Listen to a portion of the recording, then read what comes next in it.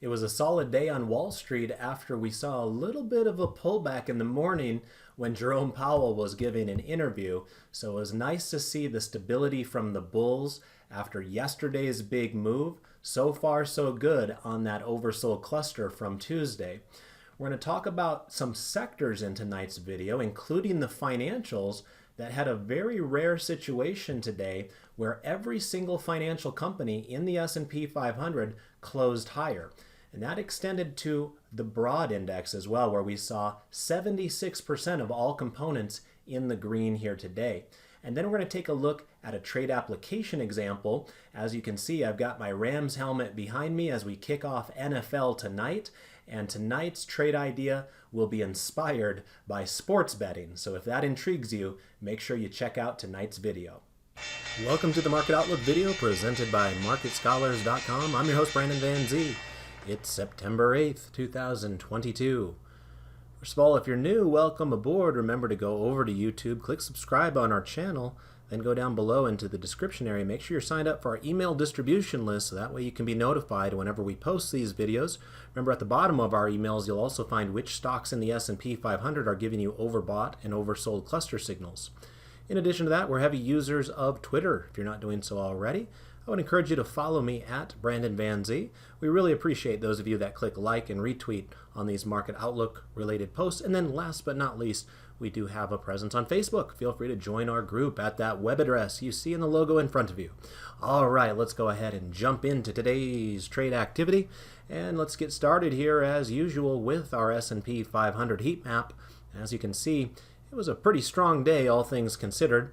That's a nice response, by the way, from yesterday's big move. Of course, when I was with you last on Tuesday, the theme of that particular presentation was that we had clusters across the board. Remember, all four of our U.S. equity indices had oversold clusters, and so we were hopeful and somewhat optimistic that we would catch a bounce, and we most certainly did yesterday. However, first thing this morning, you turn on CNBC or business television and you see Jerome Powell being interviewed once again, and it looked like the thing was just going to topple all over once again, just like what happened over at Jackson Hole. Instead, the markets actually recovered and had a pretty strong day when it was all said and done. So this is the second straight up day. And remember, for the NASDAQ, we were down 7 days in a row. So to follow that with two fairly strong days is at least a good start here for some recovery. And as you can see here from this graphic, it does appear that that was a deserved win for the market today, as most of the stocks within the market were higher. One thing that did catch my eye that you do not see very regularly is take a look at the financials. All of the financials were up today. I'll right click on that area and just zoom in only on the financials. And you had a clean sweep. Every single financial in the S&P 500 did close higher here today. Some of them not by very much, but nonetheless, this is a larger sector, right? Sometimes I show you this approach when we're looking at the energy sector, and it's not as big of a deal there because energy stocks are oftentimes much more highly correlated to one another, whereas the financials are a bit more diverse, right? They've got insurance companies and brokerages and banks and some asset management companies, credit card companies. So you kind of run the gamut there from a financial perspective. And therefore, a lot of times you'll find that some are doing well, some maybe not so much. But today was one of those days where all signs were leading higher for the financials. Of course, we remain in an inverted yield curve environment. Some of you saw my retweet earlier today where I think it was the 3-month interest rate was higher than the 30-year, which that is incredibly rare, but that's kind of the sign of the times that we've been dealing with here more recently. Nonetheless, today a great day there for the financials. Clean sweep, every single one of them in the S&P 500 closing in the green. Other areas that did pretty well, I would say healthcare. Looks like it was a standout performer here today. Vast majority of healthcare stocks closing in the green, although not quite a clean sweep like we saw there with the financials. You did have a handful that closed in the red, but I think our best performer in the entire market today did come from the healthcare area, and that was Regeneron Pharmaceuticals, REGN.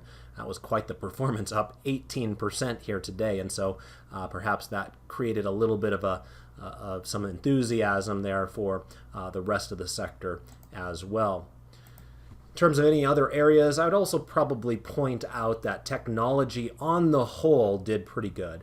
However, the biggest miss in that regard is probably Apple. Apple was down about 1% here today, just one day removed from, of course, their big iPhone release event, along with some watches and some other services and products that they're upgrading. So they sat out today's rally, and remember, that's no small thing. Typically, when you have the market either up or down, Apple is going to kind of fall in line because in a lot of ways, Apple is the market. Apple, I had heard once upon a time, and I don't know if this is still the case, it probably is, but Apple is bigger than some of the sectors out there. If you just look at the size of this square or rectangle for Apple and then compare it to something like this square that we see over here for utilities, the market cap of Apple is greater than the entire market cap of all the utility companies in the S&P 500. So what you find is that the S&P 500 is a market cap weighted index, and therefore it's pretty hard for Apple to do incredibly well and have the stock market do incredibly poorly, or vice versa. More times than not, they are kind of in unison with one another. So today was one of those somewhat rare exceptions to the rule. But otherwise, you did have a lot of other bullishness within technology. If I kind of zoom in on that area, again, Apple stands out, but otherwise you had pretty much all the rest of them closing in the green, with the exception of just a handful of kind of minor players out there like Trimble and Fidelity National, and who's this one? This one's DXC Technology. So companies like that don't really make waves within the market, and they're not all that important in the grand scheme of things the way that Apple is. So when you have all the semiconductors like you do up here in the green, that's a pretty strong sign, because that's a powerful group from an industry perspective. So I can kind of zoom in one more time here on the semiconductors and semiconductor equipment industry, and you can see all of these closed in the green here today. Of course, NVIDIA being the most influential these days, Broadcom, Advanced Micro, Texas Instruments, Intel, Qualcomm, they're all still very important as well. You can see all of them closing higher. AMD appears to have one of the stronger moves in that particular industry group, up basically 4% here today. So anyway, pretty strong performance there, with the exception of Apple within technology. In terms of any poor performers here today, you know, it was kind of hit and miss. I would say that it looks like consumer staples was kind of sitting out today's rally. Remember, that's not the end of the world. While I don't personally like that, because I have a above average helping of consumer staples in my own personal portfolio as a dividend growth investor, I always like to say I'm willing to sacrifice my happiness for the happiness of the rest of the market, because typically when consumer staples are sitting out and everybody else is roaring higher, that tells you something about risk appetite, and risk appetite is stronger on days like that. So didn't mind seeing that necessarily, but it is true that a number of those kind of old school blue chip names did sit out today's rally. Coca-Cola, Pepsi, Kroger, Hershey's, Mondelez, they all kind of just sat out there here today. So all in all, fairly quiet day when it was all considered, but very impressive strength out of particularly the financials, a very rare clean sweep out of that entire group.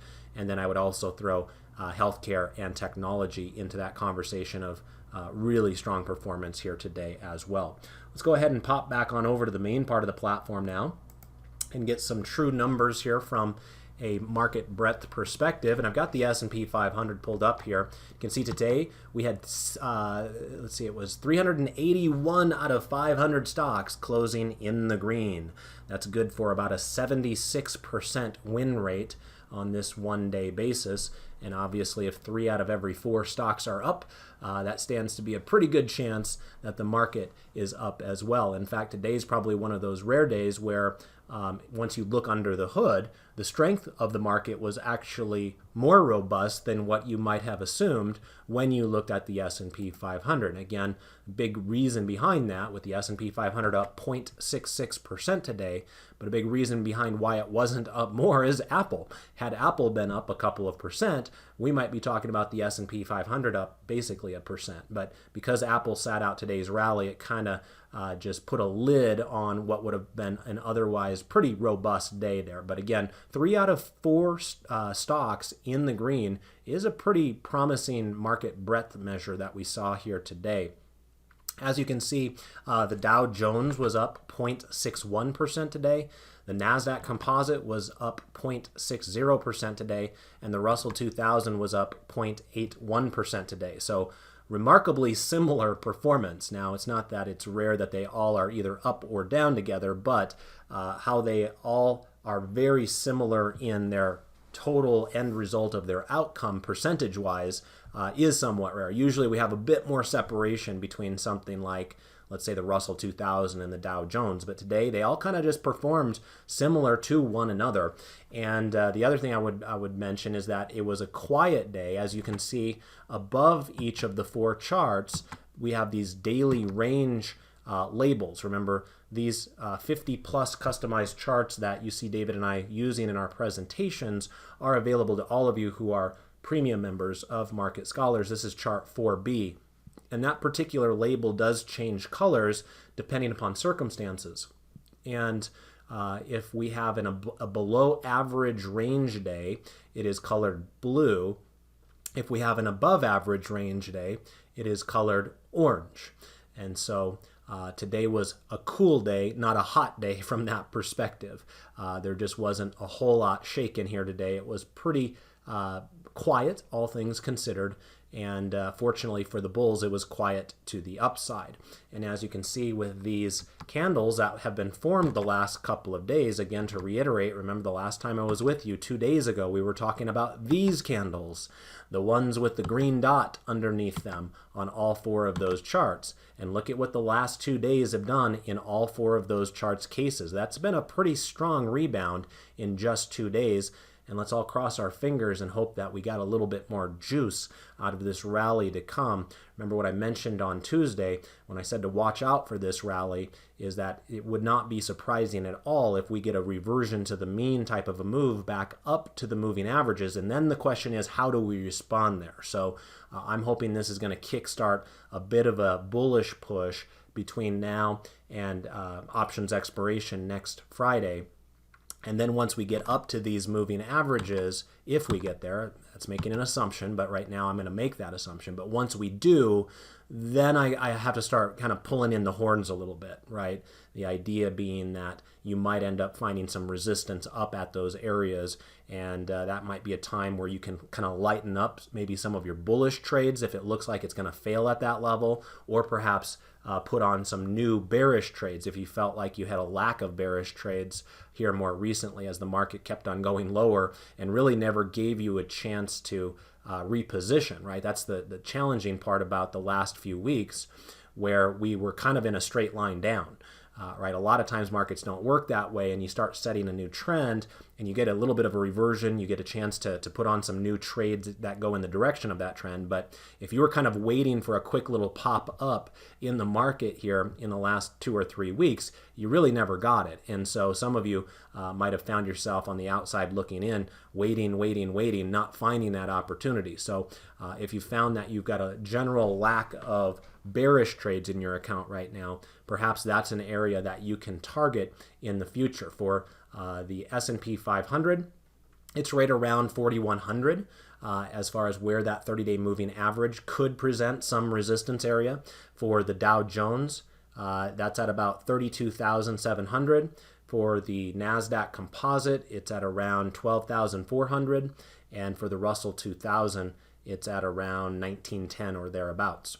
So let's keep our eye on that possibility as we move forward here in the next week and a half or so. Despite today's rally and yesterday's rally, we do remain with intermediate bearish postures. Notice that the background colors of the charts do remain dark pink, telling us that we have strongly bearish postures across the board. However, there has been an improvement, and I think we can get ourselves out of it if we can remain strong into next week. Notice in the green labels here underneath all 4 of the charts, it says rising next to the reading, right? The reading is telling you where is that green line positioned in that scale of 0 to 100. And right now, for instance, on the Russell 2000, it's at 12.71 and rising. So because it's below 20, as is the case with all 4 of these charts, notice all the readings are in the teens, but because it's below 20, we still have to consider that strongly bearish. If this green line can start working its way above 20, it will get out of the low reversal zone, and at that point, you will then see a shift on the chart to be that light green color, signifying a weekly bullish posture. So that's another thing to be on the lookout for. Obviously, if this rally fails and we start spiraling to new lows starting tomorrow, that might not be in the cards. But otherwise, if this rally that we saw kick off yesterday, right on the back of where we wanted it after an oversold cluster signal carries through into next week, there's a real good chance that early next week we'll start looking at weekly bullish postures once again. So stay tuned to that. If that ends up happening, of course, David and I will be the first to notify you of that here in these videos themselves. The other thing I would point out is that along with the strongly bearish postures, we still have red moving averages on all 4 of our charts. I shouldn't say still, because technically yesterday a number of them went to yellow just briefly, but one day later we're back to red because of how one day being lopped off a 30-day moving average and a new day being added to that average can affect the slope of the moving average. And so anyway, I wouldn't read too much into that. There can be this back and forth kind of battle that takes place because of the way that those calculations work. But in general, you get the sense that that is a slumping over 30-day moving average. And in general, that is a more bearish feature for this market. So all in all, pretty good day. I'm pleased with it. I'm happy with the last couple of days. Good response from the oversold clusters. Heading into the weekend, perhaps with a little bit more optimism. Of course, we'll see what brings tomorrow. But all in all, I'm happy to see a couple of nice, solid, bullish days here.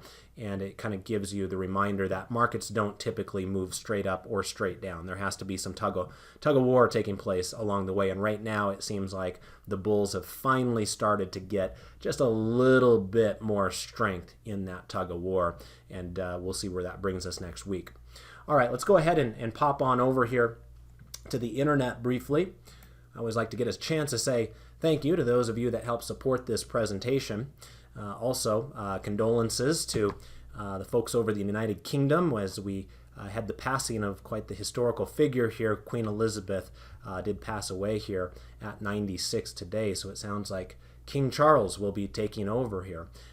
So that was a big world event here today. Even if it's not all that important from an economic perspective, it certainly is important just as a societal impact there. So condolences to all of you who might be a little bit closer to that situation than us here across the pond. So let's go ahead and take a look here at our likes here. Also, if you ever wanted to see what I looked like when I was like 12 years old, there's me in my Rams hat with my little brother. I'm pretty excited about today's game, or tonight's game, I should say, with Thursday Night Football kicking off the new season. Good luck to you Bills fans as well. It should be quite an impressive game tonight between the Rams and the Bills. A couple of teams they're expecting to vie for Super Bowl chances here later this year. But thank you to the 113 people that clicked like for me the last time I did the video on Tuesday. That was a really good response. Really appreciate that. Anytime we're up and over 100 likes, I'm more than happy to do a full-length video the next time I'm scheduled to do one, which is why I'm doing one right now.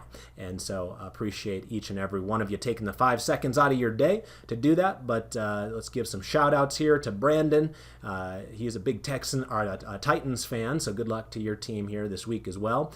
There's DGI and Options Daily. There's Dave, there's Ron, there's David, there's Roger, Catherine, David, Jim, Fun, Ken. We've got Claire and Monesh and Phil, and thank you, Phil, for that very nice comment. He said he's an alumnus of Market Scholars, and he's out there living his best life as a dividend growth investor, so I appreciate that as well. Nice hearing from you, Phil, and hope you're doing well these days in retirement. There's Kevin, and there's Gerald and Jim, T-Fib, Be Foolish, Tom, HR, we've got Jerry, Michael, William, Paul, Sheila, Kirk, lazy boy trader, and the rest of you. I can't get to all of you, just soak up too much time, but I do always like to say thank you. You know, you take the 5 seconds out of your day to help us along. I want to take 5 seconds out of my day to say thank you to all of you as well. Keep it up. All right, let's also take a look here at our factor selector tool. And so this is updated on Tuesdays, and this is a rare week where we didn't have a single change in the rankings, believe it or not. As I was telling my students on Wednesday morning, one of the reasons behind that is because the rankings are run week after week after week at the same time, and this week happened to be a holiday week where there was one fewer trading day. So normally you're going to have 5 trading days having an impact on the rankings. This week we only had 4, so perhaps that was part of the reason behind it. But otherwise I don't really have a whole lot to add beyond what I shared with you guys last week, since the rankings are exactly the same. We've got momentum staying at number 1 and quality stuck down there at the bottom. Also, earlier today I taught my question and answer session for my premium students.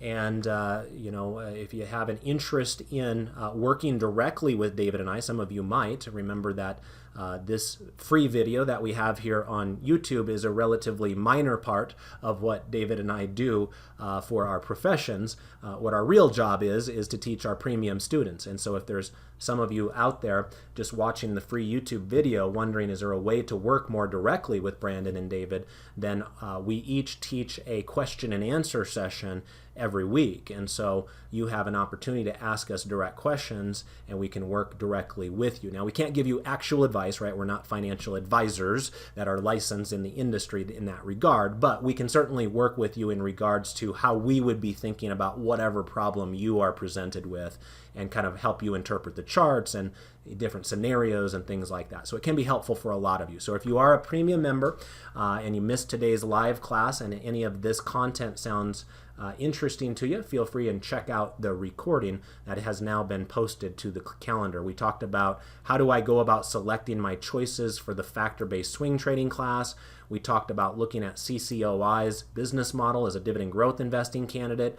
We talked about Scott's Miracle Grow as a dividend growth investment and as a put selling candidate. We talked about Pioneer oil and gas and its really high, sky high yield, and how you could think about calculating that yield a slightly different way than you normally would with regular dividend payers. Pioneer, for those of you that aren't familiar, does a little bit more of a variable dividend policy.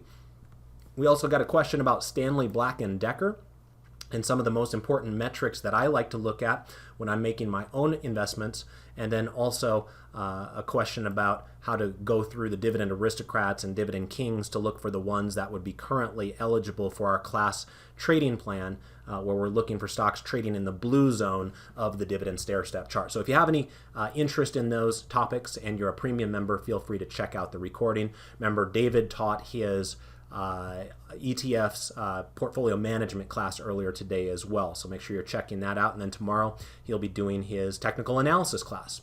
All right, let's get back on track with some more analysis over here on the 12 grid charts. So let's come on over here to chart 5A first.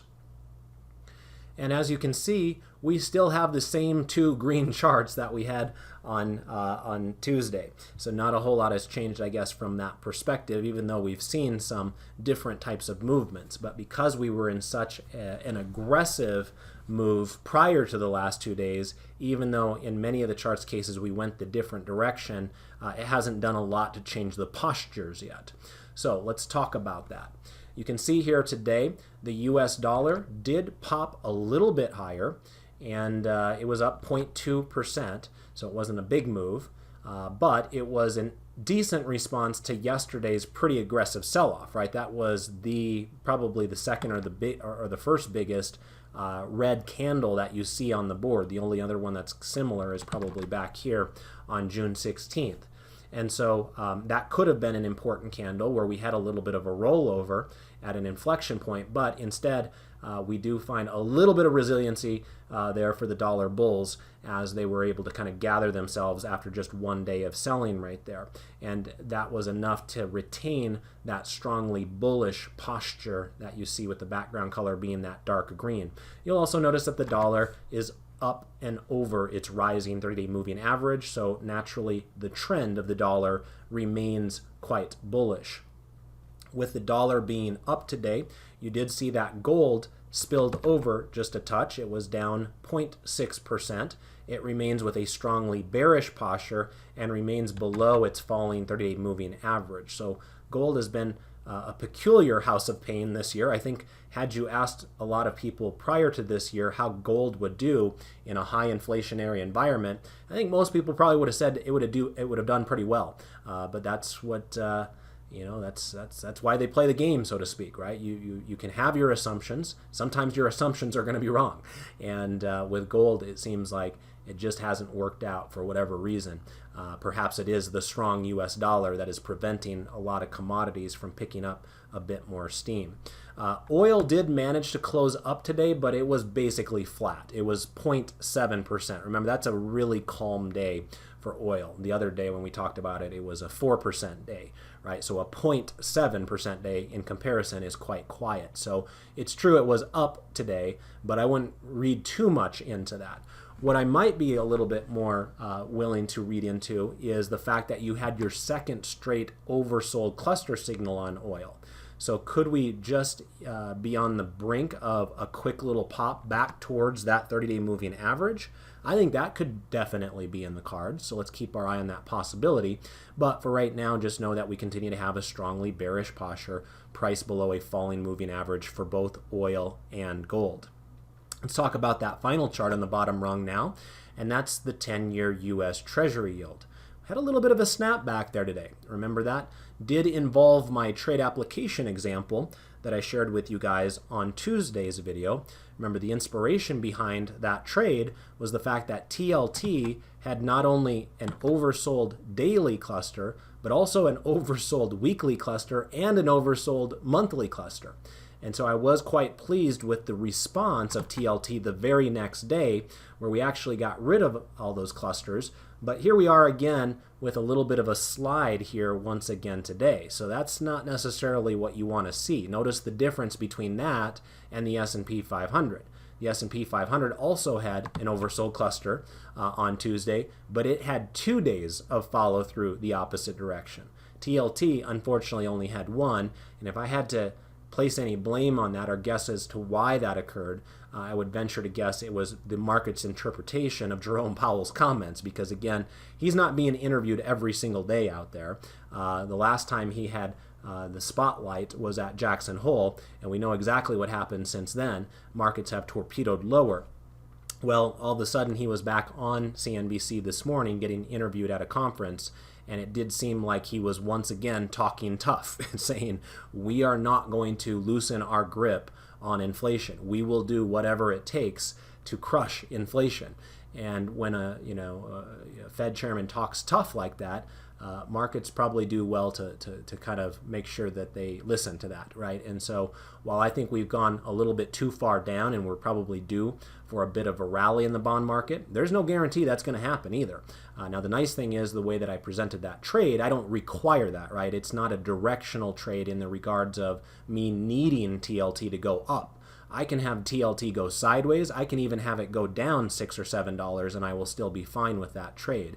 So if it's not in the cards for the bond market to rally furiously here, I've still got a chance to win the trade. And in the end, that's effectively what we want. But it is also true that I would prefer to see bonds go higher because it gives you more breathing room and makes you feel more comfortable in the trade right out of the gate. And today didn't really help us along in that regard. So I think we should just ban Jerome Powell from being on TV. And I'm just joking, of course. But it does seem like whenever he starts talking, markets respond somewhat negatively to that and are reminded that he is likely to be raising interest rates and therefore pressuring the bond market in the foreseeable future until he feels like inflation is truly under control.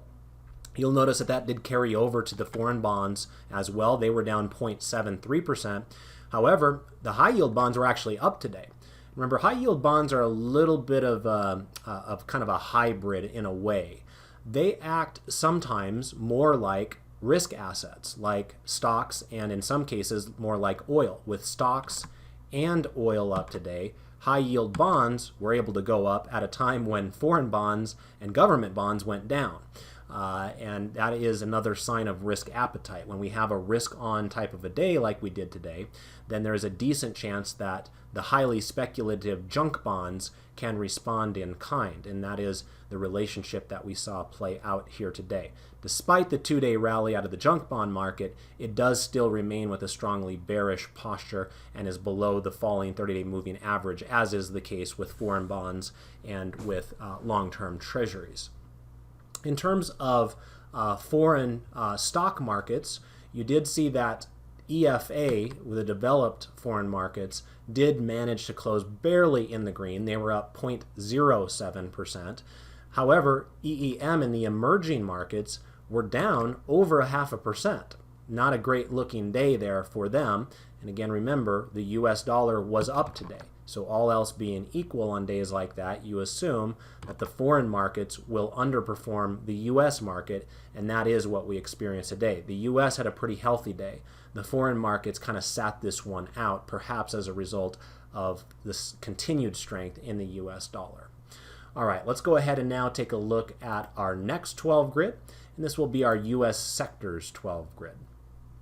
And as you can see here, we've got some improvement from where we were at just on Tuesday. And if you think about what's happened in the last 2 days, hopefully that makes sense to you. And obviously if you're new to the video, it's going to be a little bit harder for you to kind of get locked in on how all this works. But for those of you that have been watching David and I on these videos for the better part of the last 10 years, you should understand that if we had an oversold cluster signal on all 4 of our markets on Tuesday, and the last 2 days have been fairly robust counter trend types of moves, then you're going to find some of the postures starting to shift a little bit there as well. And that's exactly what we see playing out. Now, you can see here that the financials appear to have led the markets today. Let me just verify that. Yes, they did. And remember what I showed you on the heat map. That should make sense, right? Every single financial stock in the S&P 500 was up today. Incredibly rare event. So, no surprise, XLF was up 1.76% today, and you can see that we basically pushed right back to the moving average. So we cracked below that moving average back here on August 26th, or right around that time. And so for the last couple of weeks, the markets have been struggling, but in just 2 days, you have seen some really nice snapbacks. In fact, we had this very conversation this morning in my question and answer session when I was answering that question for Irene about how do I select my swing trading setups. And we had noticed the same thing, that the financials have been outperforming here in just the last week or two. Now, that's a pretty small amount of time, so whether that's important to you or not, I'll leave to you, because you're all different, types of traders. Some of you a little bit short term, some of you a little bit long term, and everybody in between. But it is true that we are back to where we were trading on the 26th for the financials. Then when you look at where we're at with the S&P 500 in general, we've had a nice little 2-day rally here. But notice that this is the 26th right here. Notice how far down below we are from that candle, whereas we are back into the candle of the 26th for the financials. So what that's telling you is that the financials have been relatively strong in the last 2 weeks, and we'll see if that can allow them to gather up steam at an ever greater rate moving forward. So they were today's big winner, up 1.76%. Just barely below them was healthcare, up 1.74%. But again, with Regeneron having such a great day, I think that spurred some enthusiasm within that category. But notice the difference in the shape of the moving average with healthcare versus financials. Financials, as soon as tomorrow, if we have another up day, could be back to a green moving average. With healthcare, even if you had a big day in healthcare tomorrow and it got above it, it would only go to a yellow moving average because the moving average is still falling for healthcare. So of the two, it looks like financials have a greater shot of starting a more resilient bullish trend assuming that the stock market doesn't completely collapse. But, just keep your eyes on that, because you got to pick up these little clues here and there. We talked a lot about that in my question and answer session today, looking for little clues, like when a company that's supposed to raise their dividend on the 5th quarter chooses instead to keep it the same, and some of the little nuances that you might be able to pick up out of the market by hopefully tuning into these presentations and David and I's classes and following us on Twitter and all that kind of good stuff. So that's one thing that is standing out to me. There has been a really nice little bit of outperformance there in the financials, and we might just end up having that be one of our leadership groups moving forward if the markets can start stabilizing a bit more. I would also like to point out utilities. I'm sure David probably spent some time talking about this yesterday with you guys as well, but that was quite the impressive move on utilities yesterday. We actually talked about it, yesterday morning in my swing trading class, because some of our swing trades were coming from that particular category. But remember, on that candle right there, I did my best to point that out to you guys in this presentation. That was a very important candle to me right there on the 1st. So that was September 1st. Because that was the day where we had a bullish engulfing candle right at where you would expect a support bounce to occur. And so I'm not surprised here a week later to see utilities making the move that they've had since then. They were kind of giving us the heads up in advance of that they wanted to be more bullish. And that, remember, is the one sector that has been persistently bullish on the sector selector for the last entire 3 months. They're the only sector that has stayed in the top 4 rankings the entire time period. So utilities continue to be a leadership group. That's not the best sign for risk appetite, obviously. They're more of a defensive category. Nonetheless, there's still a lot of pretty good looking charts there if you're looking to take some trend trades or swing trades or what have you. I'd encourage you to go through some of those utility charts. You might like what you see. They were down, by the way, today, but not by much. It was basically break even. They were down 0.08%. But after yesterday's eruption higher, I think we can forgive them a little bit for cooling off today.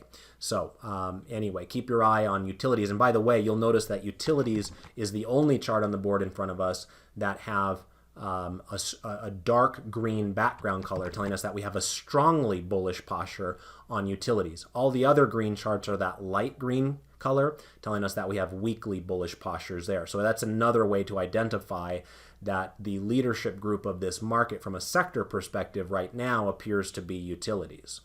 In terms of who the worst performers were today, it looks like it would have been the staples. They were down 0.26% today, down just a bit more than what we saw out of the communications at 0.24%. And again, that seems to make sense. Remember when we were looking at the heat map earlier in the session, and I was saying that today it looked like the consumer staples were the sacrificial lambs of this market, with many of them in the red. It makes sense that they were finishing lower today, whereas all the financials being up, that was the best performer. And remember, with the staples, we do continue to have a strongly bearish posture and price below a falling moving average in that case. So out of all of these sector charts right now, we have just one green moving average, and that is utilities, which of course also happens to be the only strongly bullish posture according to the market forecast. Actually, I take that back. I apologize. Just catching this in the corner of my eye right now with energy. So utilities and energy have a green moving average. But what makes utilities perhaps a little bit better than energy right now is that utilities also have a strongly bullish posture, whereas energy has a weakly bearish posture. But in terms of who might have the chance to get a green moving average next, I would say that it looks to me to be financials game to lose. It looks like they could be there as soon as tomorrow, although discretionary is not that far behind, and I would say that industrials look reasonable from that perspective there as well. So it is interesting how just 2 days can make a pretty big difference, but that's where we're at. We've had 2 really strong days in the market after those oversold cluster signals, so good things there for those of you that are a little bit more bullish. All right, let's go ahead and get into our trade application example for the day. And wanted to talk about a stock in the discretionary sector. So again, discretionary one of the better performing sectors out there today, and one of those that is closer to the rising moving average here at this point, and could very well see a green moving average shift as soon as tomorrow or early next week. So there's a bit of bullishness sector-wide, but to truth be told, the reason I selected the particular one that I did tonight is because I've got football on my mind. As you saw from the intro video, I've got my Rams helmet behind me. I'm geared up and I'm ready to go for tonight. I'm a little bit afraid that the Bills are going to take it to us, but nonetheless, I'm excited to see what comes of tonight's epic battle between a couple of the best teams in the NFL, from my perspective. And I think Vegas would agree as well if you look at the odds to win the Super Bowl. Speaking of Vegas, this is DraftKings. Now, for those of you that haven't been following it over the years, online sports betting has become quite more popular than it ever has been in the past. I happen to live in the state of Utah, and we are one of the few states that still doesn't allow us to use DraftKings. So if I needed to place a bet, I'd need to drive across the border to Nevada, where, of course, that is legal. But for many of you in the United States, DraftKings is now legal for you to place bets on, in addition to what it started as, which was basically kind of a fantasy football app. And so it's going to be interesting to see how they perform moving forward with football here on the horizon and people thinking about betting on the games and all that kind of stuff once again. And as you can see here, when I pull up this chart, and this is ticker symbol DKNG, we've had a nice little bounce in not just the last 2 days like the rest of the market, but this one was up on Tuesday as well. So this is 3 days in a row for DraftKings, meaning that they were kind of pushing higher before the rest of the market.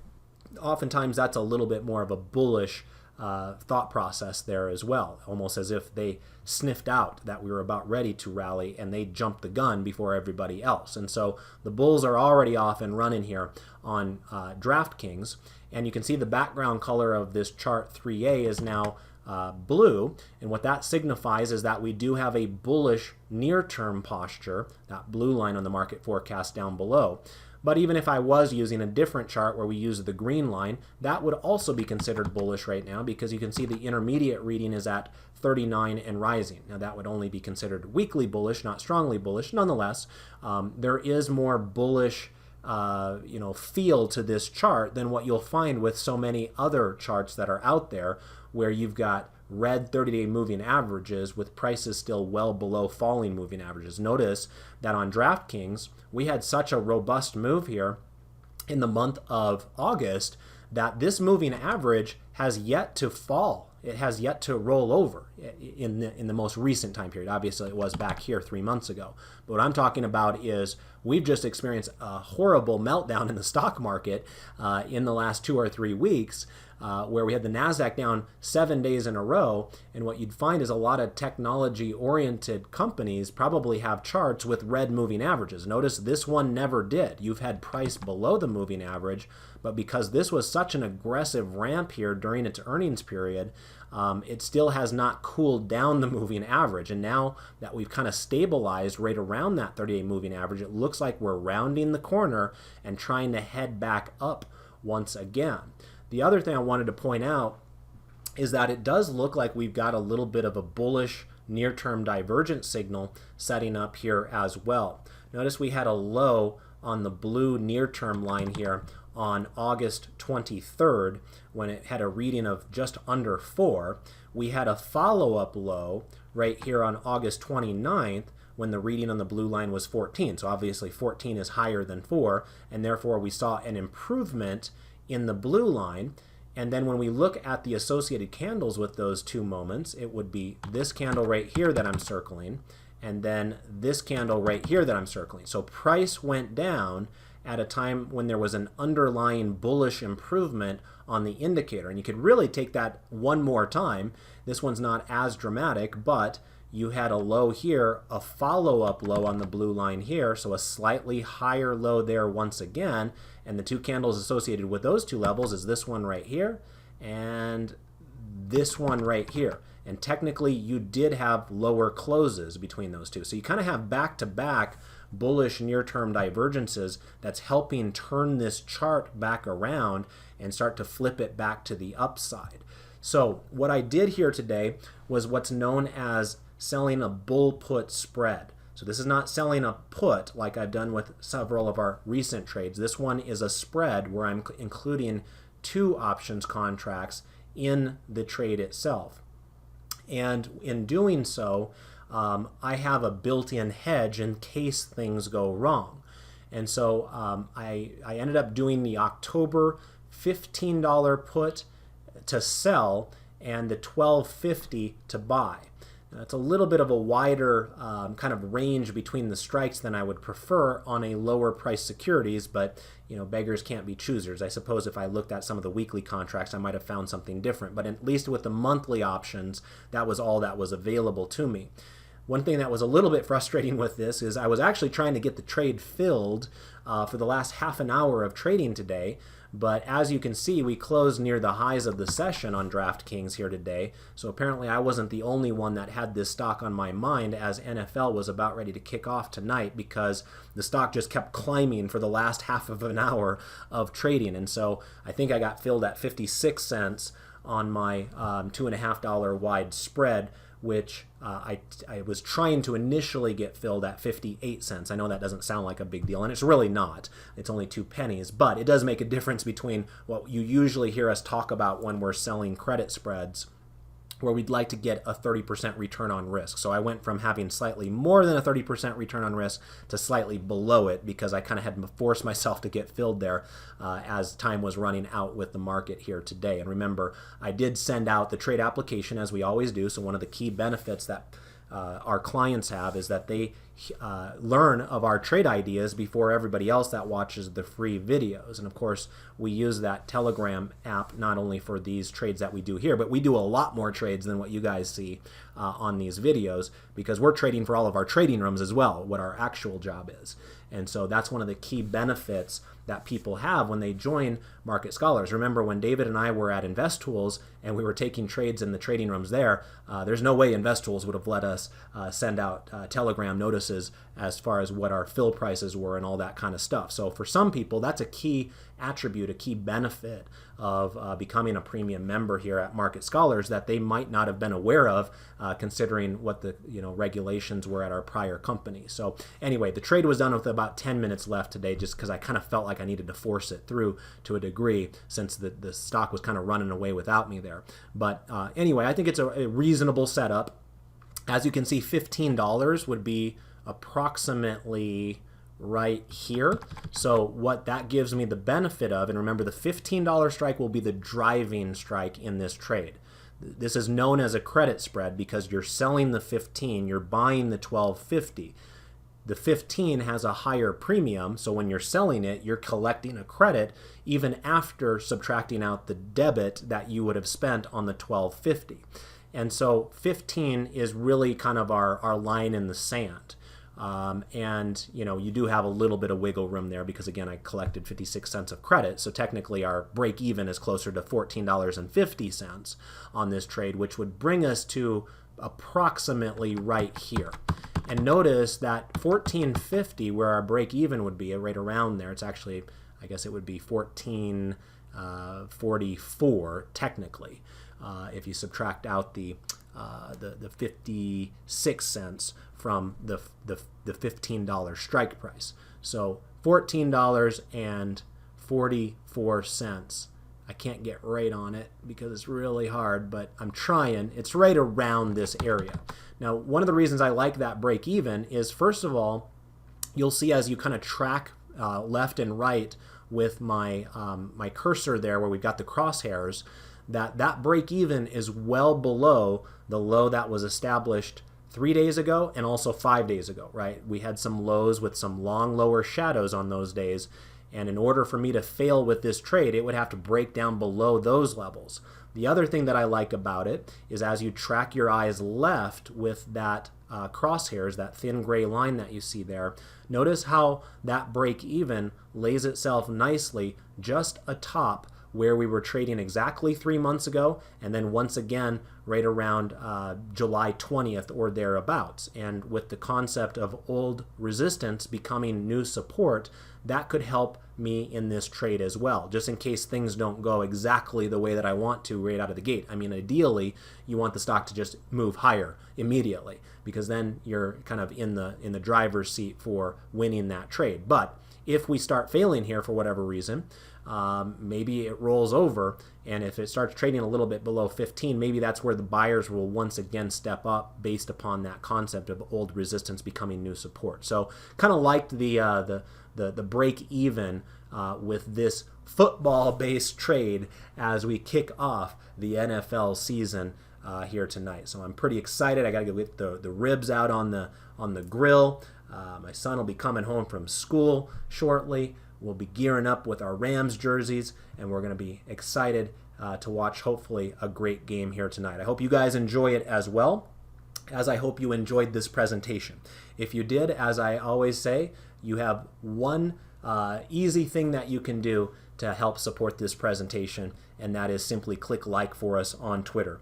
If I'm up and over 100 likes, by the time I'm scheduled to do the video again on Tuesday, I'll be happy to give you another full-length video like we had here tonight, including a trade application example. If we're under 100 likes, then we'll just plan on doing a 15-minute version of the video with no trade application examples. So that way you guys collectively can make that decision. If you like the longer videos, click like. If you don't really care, because this is just background noise to you while you're cooking your dinner or whatever it is that you're doing when you're listening to YouTube, then obviously you don't need to click like if you don't want to. So I'll leave that up to you guys. But I do hope you all have a wonderful weekend.